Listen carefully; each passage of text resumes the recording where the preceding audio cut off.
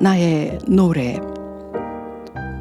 점점 붉어지는 노을 앞에 서서 신음처럼 새어나오는 음조. 내 안에 젖은 호루라기 하나 있다. 오후 내내 꽃향기 가득한데 친구들은 어딜 가고 홀로 부르는 음절마다 그리움이 통과하는 소리를 낸다. 바람이 꽃잎 한 장 스치고 갈 뿐인데 얼핏 무심한 그 사람인가? 울컥하는 마음, 오래 외로운 내가 보인다. 곧 어둠에 깃들 노을의 끝에서 영혼의 시간이 빨갛게 물들면 축축한 노래를 위한 안식의 방을 만들어야지. 호르르르 절절하게 나를 노래하는 호루라기가 이제 감사의 휘파람을 불 차례다. 안녕하세요. 전주시 평생학습관 라디오 플러스 책향기 토론마당의 김정희입니다. 지난 5월 14회에서는 최은영 작가님의 밝은 밤을 소개했었지요.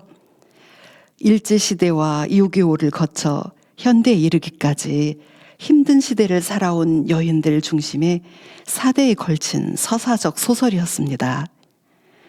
증조 할머니, 어머니를 통한 서사가 나에게로 와서 공존하는 삶. 그동안 이해할 수 없었던 어머니와의 불화가 다 이해되는, 나를 좀 더 객관적으로 파악할 수 있는 밝은 밤이었습니다. 오늘 소개할 책은 문유석 작가의 최소한의 선의입니다. 먼저 작가를 소개하면요. 1997년 판사를 시작해서요. 2020년 2월 23년간의 법관 생활을 마무리하고 작가 활동을 시작했습니다. 칼럼 전국 부장님께 감히 드리는 글, 드라마 미스 함무라비, 또 악마 판사의 대본을 집필하셨습니다. 저서로는요. 개인주의자 선언, 미스 함무라비, 쾌락 독서가 있고요. 최소한의 선의, 이 책은 2021년 12월에 발간되었습니다. 책 내용을 간단히 소개하면, 법은 사람들이 넘지 말아야 할 최소한의 선이고요. 사람들이 서로에게 베풀어야 할 최소한의 선이다. 문명 세계를 떠받드는 기둥이고 인간의 존엄성, 자유, 평등을 보장하기 위한 수단이라고 말하고 있습니다. 최소한의 선의, 이 책은요. 합리적 개인주의자들이 자유롭게 공존할 수 있는 사회가 되기 위해 어떤 가치들이 존중되어야 하는가를, 건강한 사고방식은 무엇인가를 법을 통해 이야기하고 있습니다.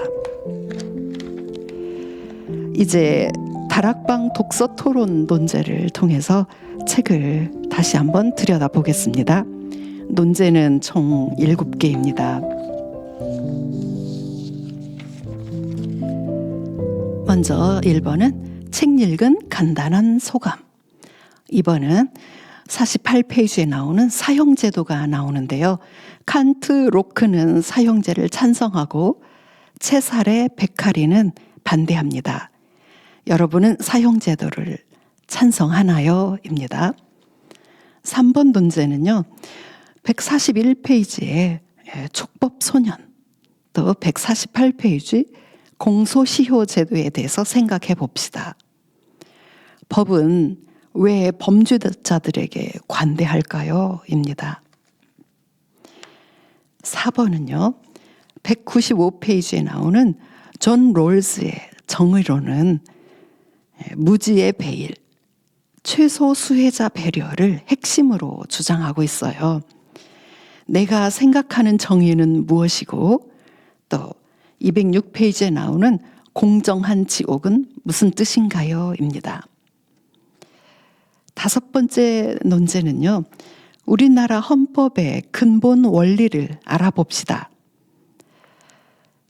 6번째는 인공지능 시대의 평등은 어떤 것일까요? 돌봄 노동, 타임뱅크, 디지털 사회 신용통화, 행복화폐 등에 대해서도 이야기해 봅시다입니다. 7번째 논제는 이 책 제목 최소한의 선의는 무슨 뜻인가요? 법은 무엇이고 인간 존엄성, 자유, 평등과 헌법 제10조에 대해서 이야기해 봅시다입니다. 네, 1번부터 다시 우리 토론한 내용 중심으로 한번 소개해 보겠습니다. 책 읽은 간단한 소감을 이야기했는데요. 네, 저를 포함해서 모든 회원들이 똑같이 법률 용어에 익숙치 않아서 작가는 유머를 동원해서 쉽게 풀어서 쓴 책이지만 우리는 다 이해하기 너무 어려웠다는 평이었습니다. 2번째, 48페이지 사형제도가 나옵니다. 칸트, 로크는 사형제를 찬성하고 체사레 베카리는 반대합니다. 여러분은 사형제도를 찬성하나요? 반대하나요? 이런 질문이었어요.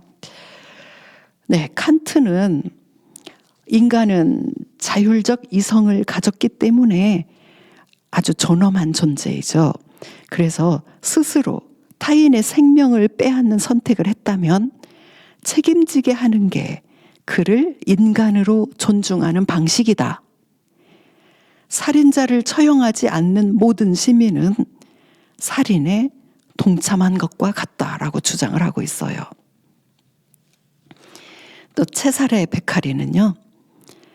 사형은 일시적인 것이고 인간은 망각의 동물이다.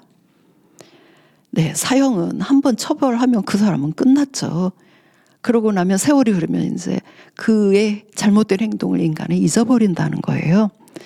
그래서 평생 속죄하는 범죄자의 모습을 사람들에게 보여주는 게 범죄 예방에 더 효과적이고 그 범죄 억제책이다라고 주장하는 사형 반대 주장하는 사람입니다. 현재 우리나라는요, 2010년도 기준으로 그 재판관의 의견이 5대 4로 헌법을 찬성하는, 우리나라는 사형 제도를 찬성하는 쪽에 있습니다.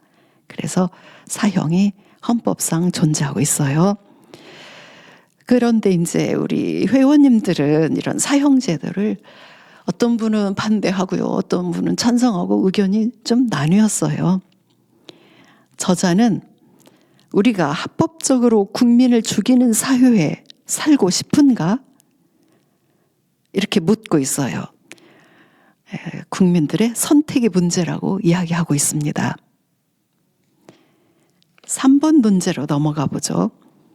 촉법 소년, 공소시효 제도에 대해서 생각해 봅시다.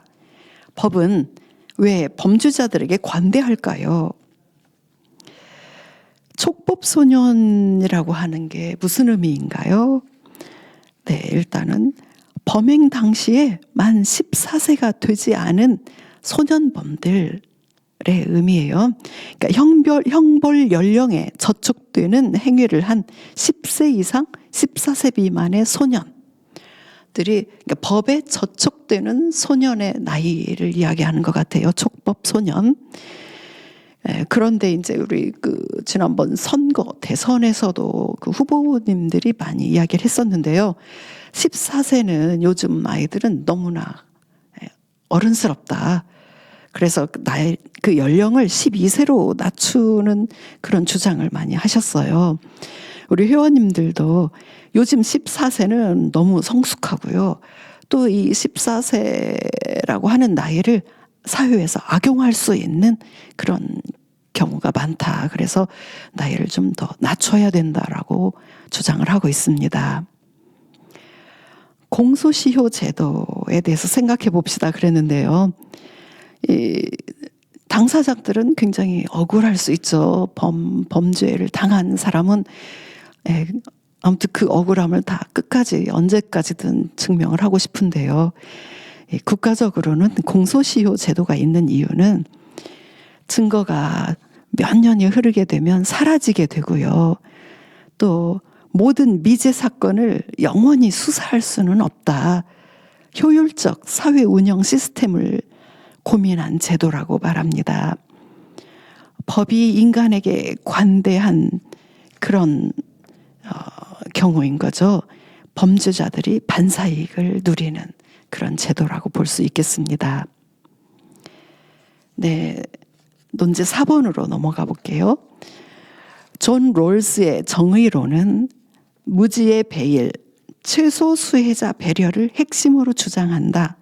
내가 생각하는 정의는 무엇인가요? 네, 무지의 배일, 최소 수혜자 배려. 이게 다 무슨 뜻인가요? 네, 사람들이 똑같이 결말을 모르는 그런 무지의 배일 속에 가려져 있으면 최소 수혜자에게도 이득이 되는 그런 사회 계약을 할 것이다 라고 하는 주장이에요. 제가 쉽게 예를 든다면 만약에 100만 원을 앞에다 놓고 가위바위보를 시키는 거죠.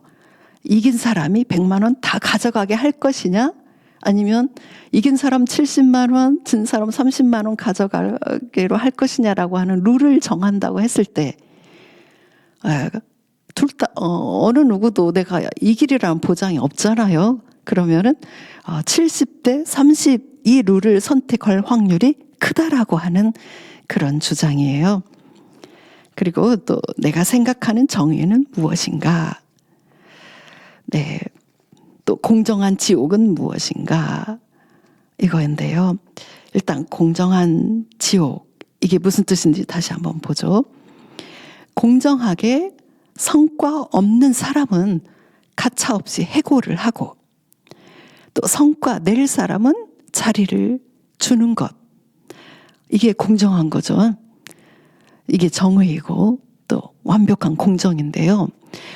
이렇게 완벽한 공정함을 주장하다 보면 태어날 때부터 약자로 조건이 안 좋아서 약자로 태어난 사람들 또 신체적인 조건이 아프거나 여러 가지 아무튼 기회가 이제 똑같은 그 선에서 시작하는 게 아니기 때문에 사회가 너무나 가차없이 공정만을 주장한다면 이 사회는 지옥이 될 것이다 라고 하는 뜻이에요. 그래서 현재 우리나라는 이러한 공정한 지옥에서 벗어나기 위해서 시험도 어떤 이제 회사에 들어갈 때 이런 때에도 공채 시험을 보게 하거든요. 또 이름도 가리고 학력도 가리고 이렇게 하고 뽑는 그런 제도도 만들고 있고요. 또 우리가 누진세 이런 것들을 실시하는 이유도 이런 사회적인 약자를 또 똑같은 선에 서서 경쟁할 수 없는 그런 약자들을 보호하기 위한 그런 법들입니다. 네, 5번째로 넘어가 보죠. 우리나라 헌법의 근본 원리를 알아봅시다. 우리나라는 헌법의 근본 원리는 민주주의 원리, 법치국가의 원리, 사회국가의 원리이다고 해요. 저자는 법치국가나 민주주의는 형식적 절차적으로만 작동할 때는 합법적 민주적으로 독재자가 출현할 수 있다라고 말을 하고 있어요. 예를 들어서 히틀러가 그러는데요. 히틀러는 선거에 의해서 뽑힌 사람이에요. 그런데 결국은 독재를 휘두르고 있지요. 그래서 합법적 민주적으로 독재자가 출현한 대표적인 예입니다. 우리나라는 그런 독재적인 한 사람이 정치를 하는 그런 전체주의적인 그런 것을 벗어나서 사회 국가의 원리 이걸 또 채택하고 있지요. 그래서 실질적인 평등을 추구하는 그런 나라입니다. 사회 보장제도 이런 것들을 많이 발굴하고 실시하고 있는 나라인 것이지요. 6번째로 넘어가 볼게요. 인공지능 시대의 평등은 어떤 것일까요? 그랬어요. AI 시대는 불평등을 더 심화시킬 수 있다. 인간 노동력이 필요 없는 사회가 될 수 있다. 그랬을 때에 최소 수혜자에게도 이득이 될 수 있어야 하기 때문에요. 이 저자는 돌봄 노동, 타임뱅크, 디지털 사회 신용 통화, 행복 화폐 이런 것들을 주장하고 있어요.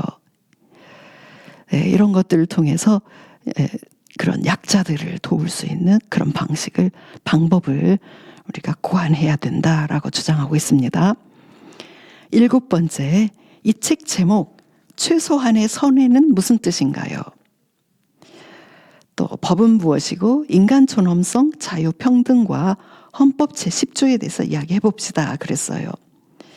네, 최소한의 선의란 합리적인 개인주의자들이 자유롭게 공존하는 사회가 되기 위해서 사람들이 넘지 말아야 할 최소한의 선, 또 사람들이 서로 베풀어야 할 최소한의 선을 말하고 있습니다. 또 헌법 10조는 뭐냐면요. 모든 국민은 인간으로서의 존엄과 가치를 가지고 있으며 행복을 추구할 권리를 가진다입니다. 국가는 개인이 가지는 불가침의 기본적 인권을 확인하고 이를 보장할 의무를 진다. 네, 저자는 내가 대한민국을 위해서 존재하는 게 아니라 대한민국이 나를 위해서 존재한다라고 인간 존엄성을 강조하고 있습니다. 네, 이렇게 논제 7개를 살펴보았습니다. 그동안 대한민국은요, 선진 민주국가라는 자부심을 갖고 이만하면 국민들이 참 열심히 잘 살아왔다는 생각과 그 힘든 경제 상황을 극복하고 선진국 대열에 들어서고요. 또 K컬처를 퍼뜨리며 나름 콧대도 많이 올라갔었는데요. 최근 정치적 혼란을 겪으며 이제 우리 한국인은 전 국민이 헌법도 공부해야 하는 사회가 되었다고 자조적인 그런 이야기를 하고 있습니다. 정치는 정치인에게, 법은 법 전문가에게 맡기고 맘 놓고 사는 사회, 곧 그렇게 되겠지요. 법은 너무 어렵거든요. 네, 요즘 날씨가 너무 덥습니다. 기후도 심상치 않고 세계 뉴스도 평안하지 않은데 우리부터라도 선한 영향력을 주변에 끼치고 인간 존중과 행복을 누리는 사회, 아니 전 세계가 그렇게 될 수 있다고 주문처럼 반복해서 노래하고 실천해야겠습니다. 모두 건강하시고 다음 편에서 만나도록 해요. 구독자 여러분 모두 행복하세요.